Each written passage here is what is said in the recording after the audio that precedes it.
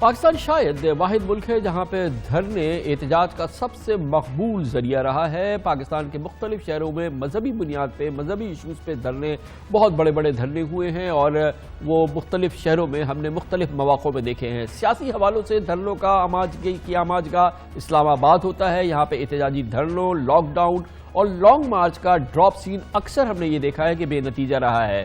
کچھ دو پر معاملے ختم ہوتے ہیں۔ مظاہرین کو بظاہر کسی بھی احتجاج کے مکمل مقاصد حاصل نہیں ہوتے۔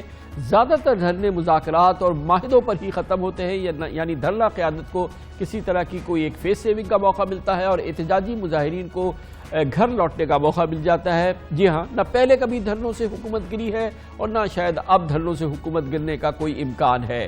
حالیہ 10 سالوں کے دوران اسلام آباد نے 8 دھرنوں کا سامنا کیا ہے۔ عمران خان کی سربراہی میں تحریک انصاف نے ایک بار 126 دن کا دھرنا دیا، ایک بار اسلام آباد کے لاک ڈاؤن کی کوشش کی۔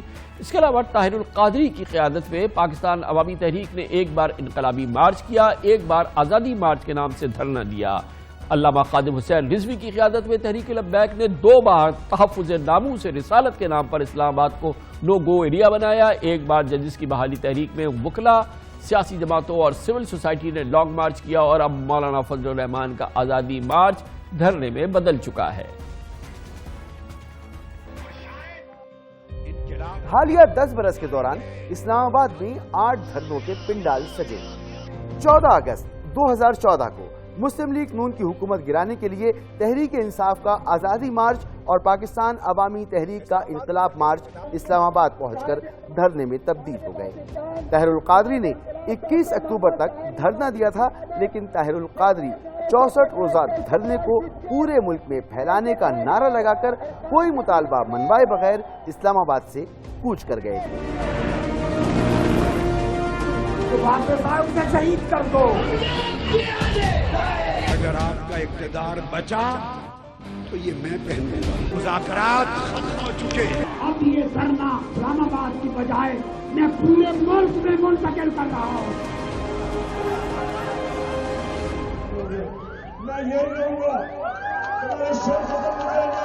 اسی دھرنے میں شریک عمران خان بھی مسلم لیگ نون کی حکومت کے خاتمے سے کم شرط پر بات کرنے کو تیار نہیں تھے اور برملا اس کا اظہار بھی کرتے تھے۔ میں تب تک اس دھرنے سے نہیں نکلوں گا جب تک گور نواز گور نہیں ہوگا۔ لیکن دھرنے کے دوران 16 دسمبر 2014 کو سانحہ آرمی پبلک اسکول رونما ہوا، جس کے بعد عمران خان نے کوئی ٹھوس مطالبہ منوائے بغیر ریڈ زون میں دھرنا ختم کرنے کا اعلان کر دیا۔ اس وقت میں کیا ہم اپوزیشن کریں، دھرنے میں بیٹھے رہیں؟ میں اس نتیجے پہ آیا کہ جو آج پاکستان کے حالات ہیں ہمیں دھرنا ختم کرنا پڑے گا۔ دلچسپ بات یہ ہے کہ ڈاکٹر طاہر القادری نے جنوری 2013 میں پیپلز پارٹی کی حکومت ختم کرنے کے لیے بھی دھرنا دیا تھا۔ علامہ نے حکومت کو خوب للکارا، مظاہرین اور ناظرین کی سیاسی تفریح تباہ کا بھرپور خیال رکھا کیا، لیکن صرف 4 روز بعد حکومت سے مبینہ ڈیل اور کارکنوں کی رہائی کی شرط پر دھرنا ختم کر دیا گیا۔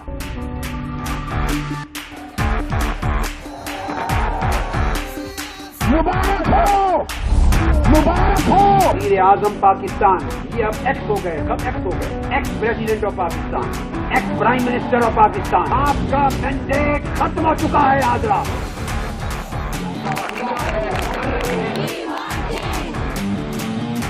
ان سارے احباب کی اور صدر پاکستان کی مداخلت اور سازشوں سے وہ شیطانی حملہ جو ہونا تھا وہ پسپا ہوا، ناکام ہوا، نامراد ہوا۔ تحقیقات کے ہونے تک جی آئی ٹی 2013 میں پیپلز پارٹی کی حکومت اور 2014 میں مسلم لیگ نون کی قیادت کو علامہ صاحب نے الٹیمیٹم دینے سے بھی رعایت نہیں برتی۔ 12 بجنے والے ہیں، یہ رات کے 12 بجے آپ کے 12 بجا دیں گے۔ اس نظام کا بستر لپیٹ دو اور زمیناں باہر کر دو، گھروں کو چلے جائیں، نہیں تو دمادم مست کر دو۔ انقلاب کا کسی بھی وقت ٹائم فریم دینے کے لیے یہاں آؤں گا، انتظار کرتے رہنا، اور انقلاب آنے کو ہے، کل عوام خود فیصلے کرنے والے ہیں۔ صرف 1.5 گھنٹے کی ڈیڈ لائن دے رہا ہوں۔ اگر آپ کو میں जीत नहीं दिलवा सकता तो जिंदा नहीं रहना चाहूंगा। अपना सारा सामान कार्गो करवा दिया है कनाडा में। मैं अपने पहनने का एक जूता भी छोड़ के नहीं आया, मैं एक जुराब भी छोड़ के नहीं आया।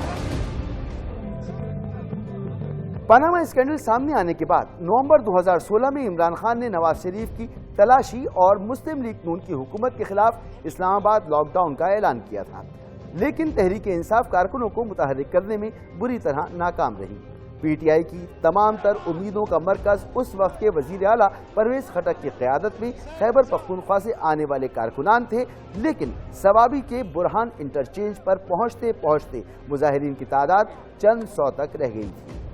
चुनाचे एहतजाजी सियासत से मुस्लिम लीग नून की हुकूमत तो न गिरी, अलबत्ता इमरान खान को इस्लामाबाद लॉकडाउन और धरने को यौम तशक्कुर में बदलना पड़ा। कल ये जो मर्जी कर लें, सड़कें खोद दे, मैं पैदल निकलूंगा। मैंने 2 को निकलना है, जो भी रुकावट डालना चाहते हैं मैं 2 को निकलूंगा और जाएंगे इस्लामाबाद के अंदर। सुप्रीम कोर्ट ने फैसला किया कि परसों से नवाज शरीफ की तलाशी शुरू होगी। वापस घरों पे जाओ। हमने अब फैसला किया है कि कल परेड ग्राउंड के ऊपर यौम तशक्कुर बनाएंगे। ये जो जीत हुई है ये सारे पाकिस्तानियों की हुई है।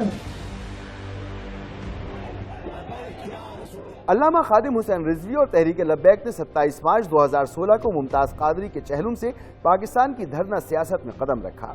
इस्लामाबाद के रेड जोन में 4 रोज तक जारी रहने वाला TLP का धरना चंद अलामती और नुमाइशी यकीन दहानियों के साथ खत्म हो गया, मगर अल्लामा खादिम हुसैन रिजवी को ऐसी पजीराई मिली कि 5 नवंबर 2017 से उन्होंने तहफ़्फ़ुज़े नामूस रिसालत सल्लल्लाहु अलैहि वसल्लम को जवाज़ बनाकर इस्लामाबाद के फैसलाबाद इंटरचेंज पर 22 रोज़ा धरना दिया।